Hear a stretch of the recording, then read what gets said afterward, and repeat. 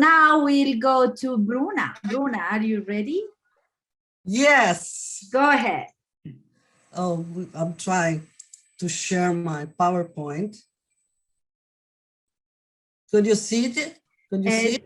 It's showing up. Let's see. Go. Yeah? Not yet. It's starting, it's trying. Oh my God. It's terrible. And now? No yet. I don't see it from here. Somebody else sees it? No. No. Não, fecha e tenta mais uma vez. Puta que pariu! Yeah. Yes. Go Come on. ahead. Yes. Amerindian Ontological Operators. Go ahead, Bruna. Yes. Okay, I'm trying to put full screen. Something is happening with my PowerPoint, I don't know what. Mas eu vou falar em português, tá? Tudo em português. Uma escolha, tá bom? Tá bom. Vamos ver se apresenta os slides em full screen. Alguma coisa está acontecendo com o meu PowerPoint. Yes. Good. Oh, good. So, tudo começou com uma troca de ideias com Sérgio Meira, anos atrás, e que eu coloquei como coautor dessa apresentação, mas cuja colaboração se interrompeu já faz um certo tempo. Apresenta aos linguistas um fenômeno marcante das línguas e pensamentos ameríndio, e que alguns antropólogos chamam explicitamente de classificadores ontológicos ou cosmológicos, e que não se enquadram aparentemente ou exatamente no que os linguistas chamam de classificadores. Começo com uma referência que eu considero fundamental a um texto do antropólogo Eduardo Viveiro de Castro, Esboço da Cosmologia Yahualapiti, no livro A Inconstância da Alma Selvagem. Com os Yahualapiti, nós estamos na parte sudeste do território indígena do Xingu, no estado de Mato Grosso, coração do Brasil.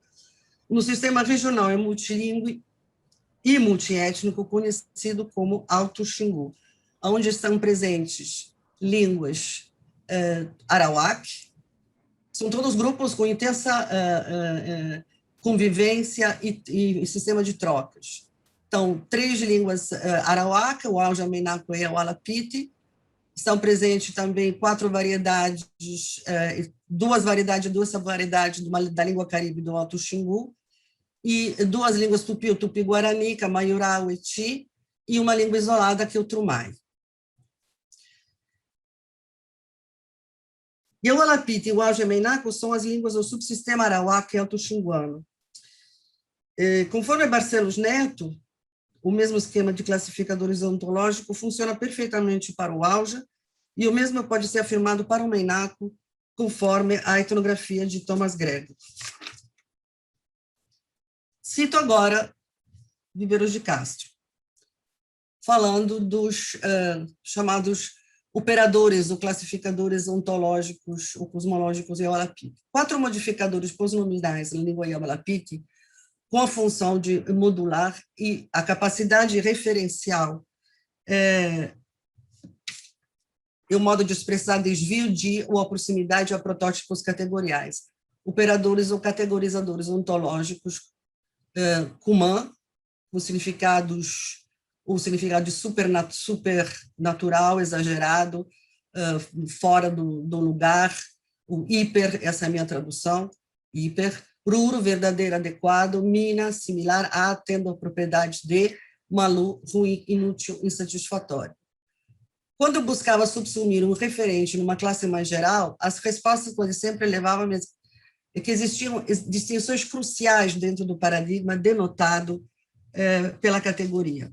Tudo parecia se passar como se a língua ou a cultura dispusesse de um repertório fechado de conceitos puros ou ideais, e como se a adequação de um referente qualquer a tais conceitos só fosse possível através de dispositivos semânticos, cuja função seria estabelecer a distância metonímica ou diferença metafórica entre um protótipo ideal e o fenômeno atual. Dito de outra forma, como se as categorias classificatórias só pudessem ser proveitosamente acionadas através de modificadores posnominais que indicam o modo de pertenência do referente à classe. Tais divisões não são subclasses, são formas de ajustar o táxon a casos concretos. Os modificadores são encontrados em uma variedade de áreas semânticas, eles definem as formas culturalmente reconhecidas de relação entre os conceitos gerais e os indivíduos por eles classificados. Um exame de seu significado pode, talvez, por isso, aproximar-nos de uma atitude cognitiva fundamental da cultura autoxinguada, pelo menos. Trata-se de um aspecto marcante da prática classificatória indígena, conceituação dos seres vivos, lógica do sensível que subjaz ao regime alimentar dos humanos, processo de fabricação e metamorfose corporal. Falando, evidentemente, dos Yawalapiki. Kumã opera sobre um conceito, tipo, e marca uma alteridade do referente face à essência do tipo. Essa alteridade é exterioridade, mas também excesso. Um excesso que parece condensar os dois significados contraditórios do modificador. Ele indica ao mesmo tempo o diferente e, poderíamos dizer, o arquetípico. Como se estivéssemos diante dessas duas proposições. Todo modelo apresenta uma superabundância ontológica e toda superabundância é monstruosamente outra. Quando Kumã significa excessivo ou monstruoso, opõe-se às coisas ruru, autênticas ou propriamente ditas, mas quando ele significa grande ou arquetípico, opõe-se às coisas mina, que definem o existente como réplica enfraquecida de um modelo mítico. A analogia entre os diversos significados de Kumã, grande, outro, feroz, invisível, distante, ilumina o fundo cosmológico desse modificador, há interseções entre o mundo da experiência cotidiana e a esfera das coisas Kumã por excelências, que são os, aspas, espíritos e os seres míticos. Há animais e coisas Kumã, que são experiencialmente ordinários, e seres Kumã, que são entidades extraordinárias. O mundo como um todo parece dispor-se entre um polo Kumã, cosmologicamente exterior, e a região das entidades Ruru, Mina ou Malu, modos diversos da interioridade cosmológica. A oposição relevante entre as coisas superlativas originais, arquetípicas monstruosas, e as coisas próprias, autênticas e atuais, mas que são também réplicas minoradas dos modelos.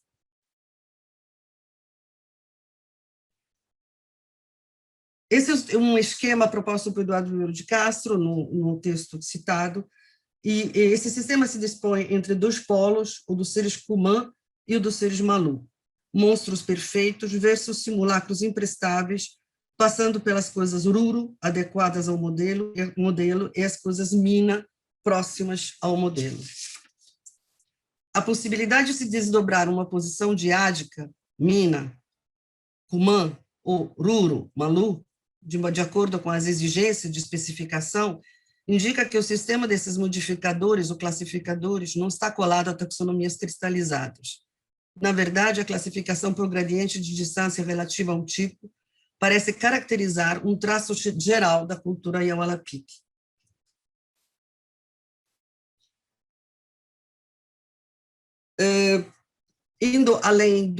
Passando agora para as outras, um quadro comparativo, incluindo todas as línguas alto-xinguanas, que não são apenas as línguas Arawak, Yawalapiti, Waljameinako, nós vemos que as correspondências de termos para esses 4 conceitos fundamentais, sintetizado aqui como excesso, adequado, inferior e similar, eles são correspondências perfeitas, se ficarmos dentro das línguas Arawak, mas essas correspondências vão se esgarçando, se diluindo, quando nos passamos para as outras línguas não Arawak do sistema autoxinguano.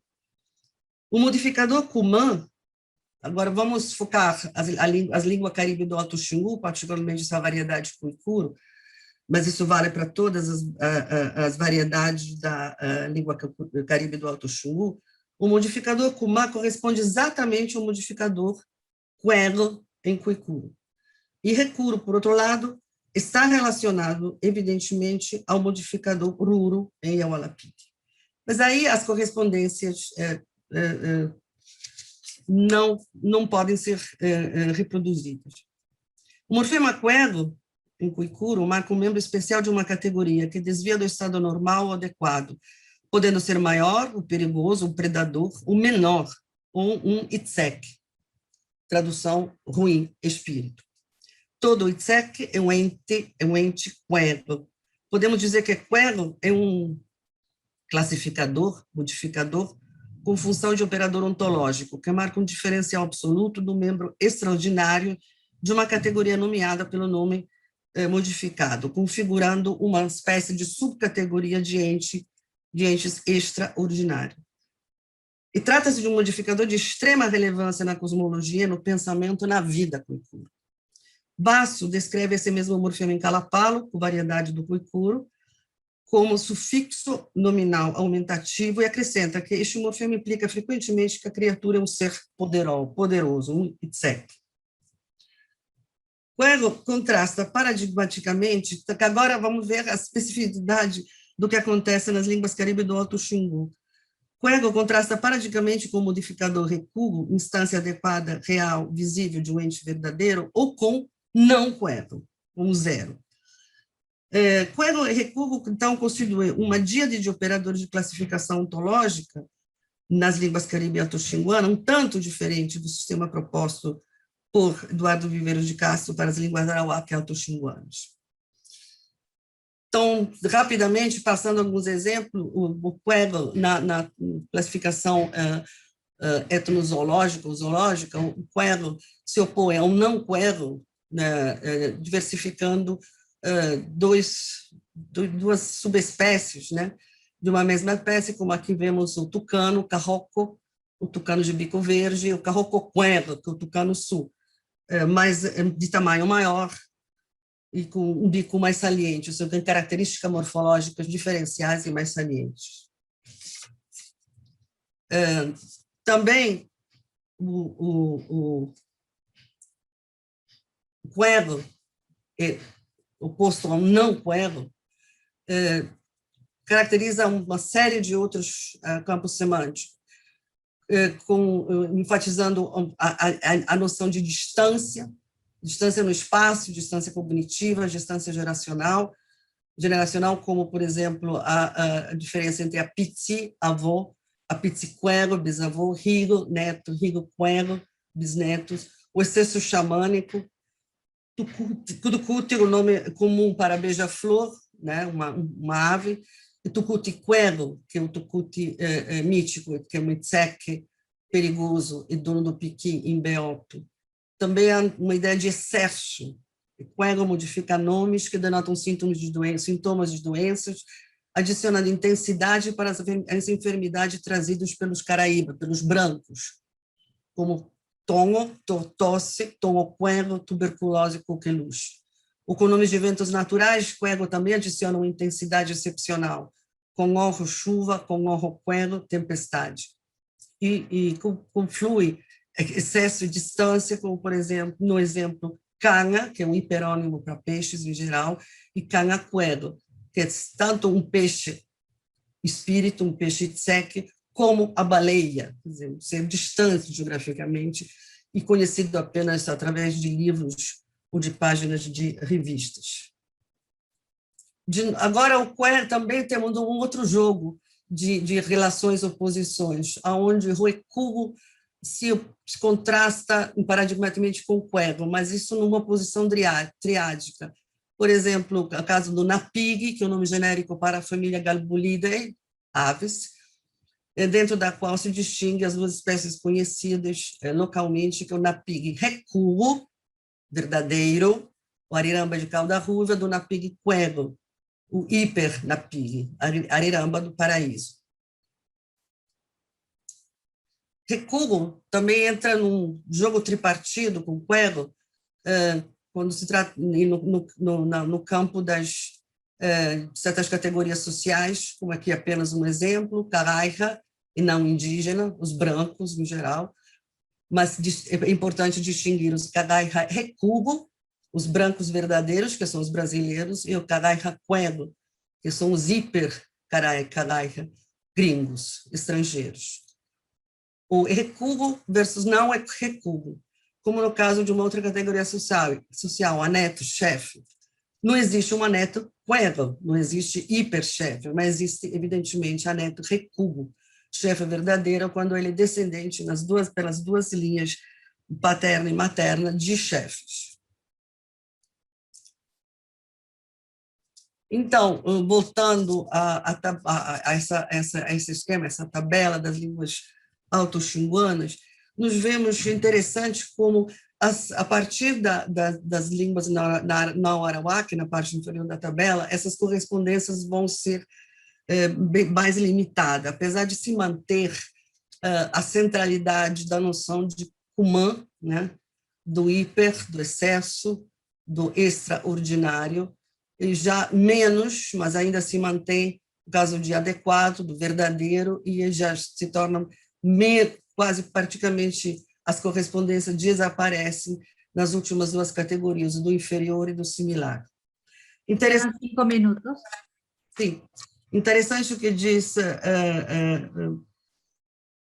a Raquel Girardello Damian para o modificador iural, que é um empréstimo, como ela disse, do Camaiurá, e que foi incorporado à língua devido à influência da cultura alto-xinguana em geral, mas que não levou ao desaparecimento de termos já existentes, mas no caso, por exemplo, no caso aqui, é um empréstimo do Camaiurá. Esta tabela oferece, espero, uma visão das coincidências parciais entre as diferentes línguas alto-xinguanas a partir do sistema arawak.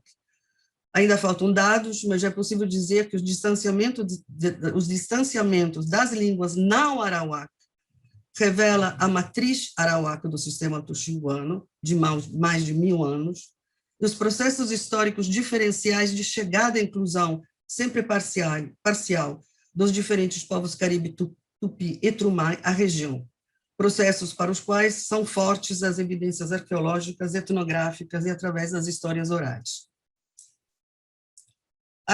Passando para além do Alto Xingu, algumas poucas observações sobre esse mesmo classificador hiper nas línguas caribe setentrionais, mas não apenas setentrionais. Não se trata de um cognato, mas de uma protoforma imã, tal qual pensada por Sérgio Meira, e que está presente em todas as línguas, absolutamente as línguas caribe, e extremamente importante na cosmologia e no sistema de pensamento dos ameríndios caribe.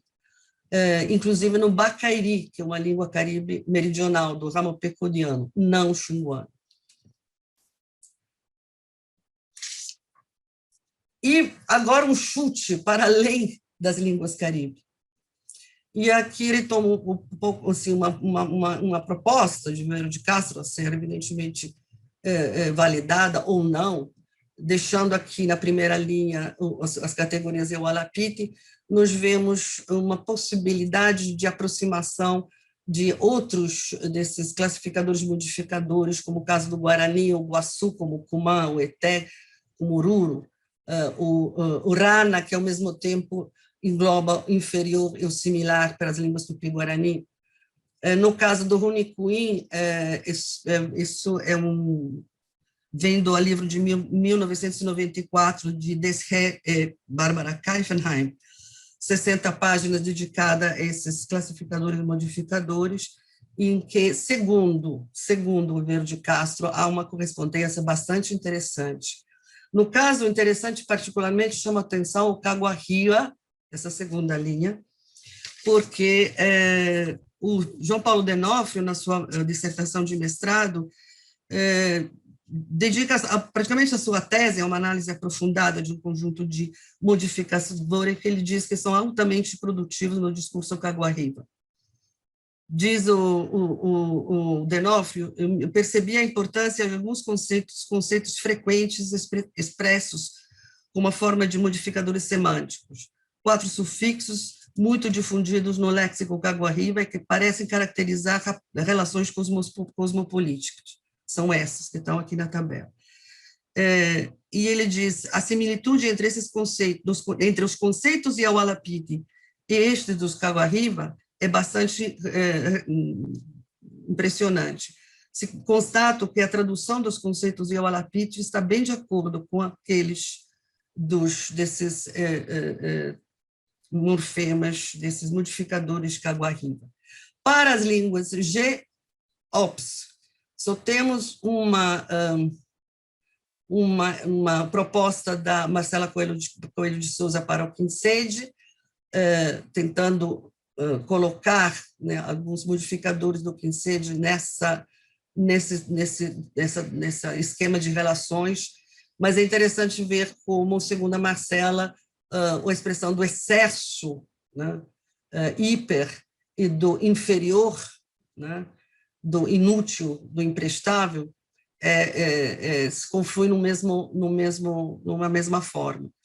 Para o Caiapó, não vou falar nada, essa foi um chute da Marcela Coelho de Souza, citada pelo Eduardo Vieira de Castro, mas aqui tem tanto panólogo, como, sobretudo, geólogos, que vão poder criticar violentamente o que está aqui, mas é interessante, quand même.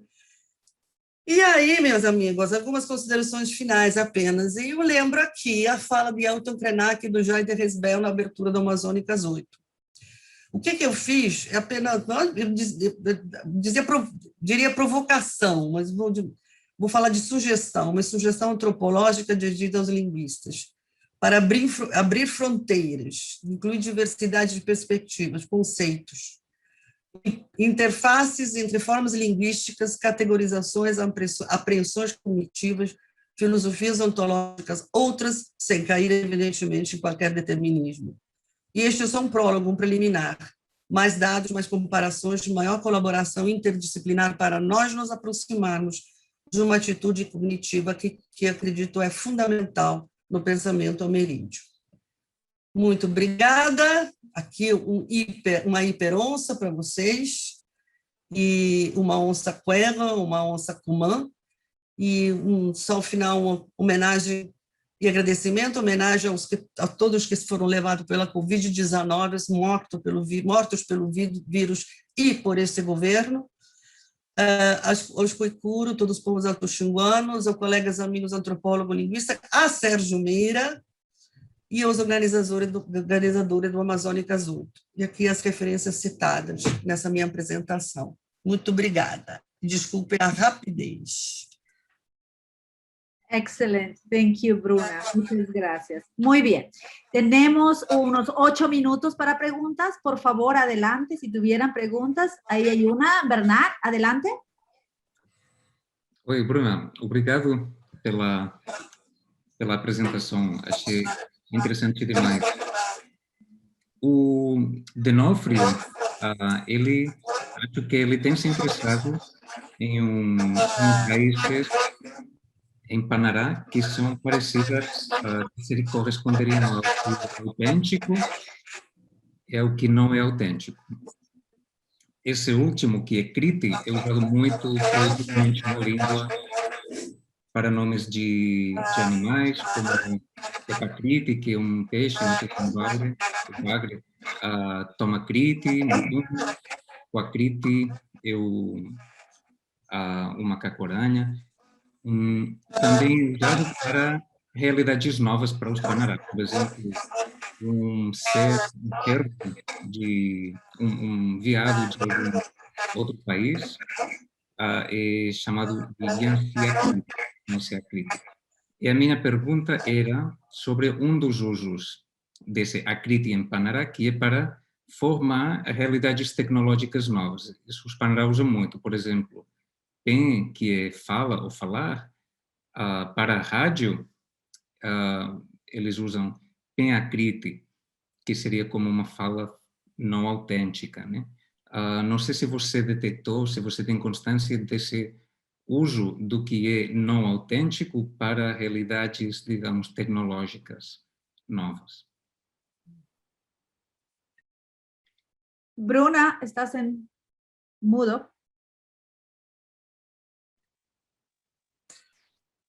Agora? Yeah. Não funciona isso. Pelo menos eu agora estou dentro dos dados Coicuro, evidentemente, porque eu só posso afirmar coisas com segurança falando Coicuro. Não, Não, isso não acontece, mas é interessante isso. Então, você vê que, né, há transformações desses conceitos, mas que tem eu acho que tem uma base, um fundo comum que é importante, porque caracteriza, eu acho, um aspecto importante do que podemos chamar de pensamento ameríndio, de filosofia ameríndia. Gracias. Johnny? Obrigado. Oi, Bruna, muito obrigado por sua fala, muito inspiradora. E enquanto você ia apresentando, eu ia pensando no Munduruku, por isso a inspiração. E há um elemento do Munduruku que é baru, que eu já identifiquei em alguns contextos de uso, como, por exemplo, dajé é o porco do mato. O dajé baru é o porco doméstico introduzido pelos pariwat, pelos não Munduruku. E isso me parece algo como similar, não autêntico, aquilo que não é nosso próprio. Esse é um comentário que eu vou investigar a partir dessa sua perspectiva. Por outro lado, no âmbito da classificação nominal do Munduruku, os objetos de fora que vieram a ser usados pelos Munduruku, como lápis, caneta, a mangueira d'água, bombom, borracha, coisas que são claramente introduzidas na cultura a partir do contato, são palavras que sistematicamente recebem classificador. A língua em si não é sistemática na classificação de todos os nomes, mas os empréstimos, especialmente de objetos estranhos à cultura no primeiro momento, são sistematicamente classificados, assim como um traço gramatical de posse alienável. Nunca são de posse inalienável, de posse inerente, os empréstimos. Eu te perguntaria se, nesses estudos que você tem identificado e lido, se há alguma referência a um tratamento parecido para empréstimos, algo que mostre que são elementos vindos de fora, do exterior. Johnny, eu não tenho dados para isso, mas me parece bastante consequente essa ideia de que tem uma marcação específica para elementos alienígenas, digamos assim. Mas o Incoicuro não, o Incoicuro mesmo com os nomes que não são mais usados, que os mais velhos usavam, para que não são tipo neologismos, não vi isso, não vi também como agora simplesmente são usados empréstimos do português adaptados à fonologia do Koikuro.